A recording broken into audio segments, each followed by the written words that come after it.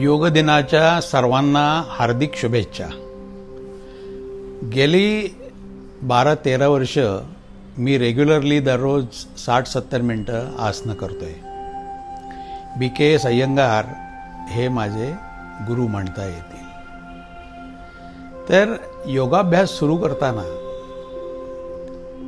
सुरुवात जी होते ती यम, नियम, आसन, नंतर प्राणायाम आणि नंतर इतर स्टेप्स आहेत। तर आज आपण यमाबद्दल बोलणार आहोत। यम आहेत सत्य, अहिंसा, अस्तेय, अपरिग्रह आणि ब्रह्मचर्य। सत्य म्हणजे अर्थातच खरे बोलणे, खरे वागणे, जे मनात आहे तेच तोंडावर आणि तीच कृती। तर जर का आपण खोटं बोललो तर आपल्याला तर माहिती असतं खरं काय आहे, आणि खोटं बोलतो आपण त्यावेळेला आपण आपल्यालाच कन्फ्यूज करत असतो, आपल्यालाच गोंधळात टाकत असतो। तर खऱ्याचं महत्त्व खूपच आहे। अहिंसा म्हणजे मनामध्ये हिंसा नको, वागण्यामध्ये हिंसा नको, बोलण्यामध्ये हिंसा नको। त्यानंतर अस्तेय, अस्तेय म्हणजे चोरी करू नये। तर याबद्दल तर काय जास्त एक्सप्लेन करायची जरूर नाही।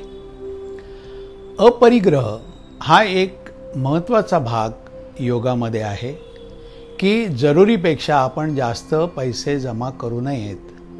जास्त जर का आपण वाक्प्रचार बघतो की 7 पिढ्या बसून खातील, तर 7 पिढ्या बसून खातील हा जो प्रकार आहे हा एक प्रकारे आपल्या वंशजांना शाप होऊ शकतो। सगळ्याच गोष्टी जर का त्यांना सहज मिळाल्या तर त्या येणाऱ्या पिढ्या बिघडण्याची शक्यता असते।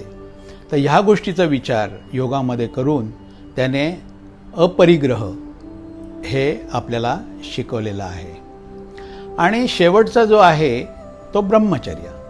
ब्रह्मचर्य म्हणजे ब्रह्मचारी किंवा संन्यासी हे जे असतात असं अपेक्षित नाही आहे। ब्रह्मचर्य हे सामान्य माणसासाठी म्हणजे शरीरसंबंध ठेवायचे नाहीत असं नाही आहे, तर आपापल्या स्वभावाप्रमाणे कमी जास्त तुम्ही त्याच्यामध्ये शरीरसंबंध ठेवू शकता, पण त्याचं अतिरेक नको असं योगामध्ये म्हणायचं आहे असं मी समजतो।